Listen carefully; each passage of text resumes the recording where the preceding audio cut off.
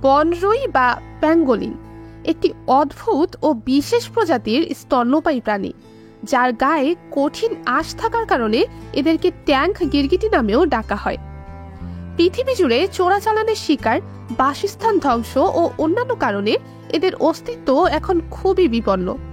আসুন আজকে এই রহস্যময় প্রাণীটির গল্প জানি, যার জীবনযাত্রা ও গুরুত্ব আপনাদেরকে মুগ্ধ করবে। প্রথমেই আমরা জেনে নেব এই প্রাণীর শারীরিক বৈশিষ্ট্য। এই প্রাণীর দেহে কঠিন আঁশ বা স্কেল থাকে, যা দেখতে নখের মতো। এটি পৃথিবীর একমাত্র স্তন্যপায়ী যার শরীরে এই ধরনের আঁশ রয়েছে। এরা পিঁপড়া ও পিঁপড়া জাতীয় কীটপতঙ্গ খায়। এদের লেজ লম্বা ও শক্ত। এদের কিছু প্রজাতি লেজ ধরে গাছে ঝুলতে পারে। দিনের বেলা এরা গর্ত বা গাছের ফাঁকে লুকিয়ে থাকে। এরা প্রায় সব সময় একাকী থাকে।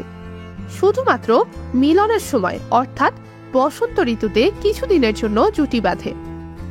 গর্ভধারণকাল সাধারণত 3 থেকে 4 মাস। একটি বা দুটি বাচ্চা জন্ম দেয়, যারা জন্মের পর কিছুদিন মায়ের পিঠে চড়ে থাকে। এ সময় মা লেজের সাহায্যে গাছে ঝুলে থাকতে পারে। বাচ্চারা দ্রুত বড় হয় এবং প্রায় 1 বছরে স্বাধীন হয়ে যায়।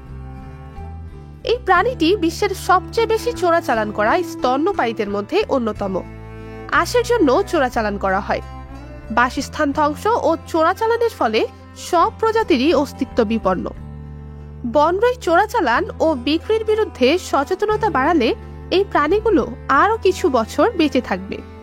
আশা করি এই তথ্যগুলো আপনাকে বনরুই বা প্যাঙ্গোলিন সম্পর্কে জানতে সাহায্য করবে।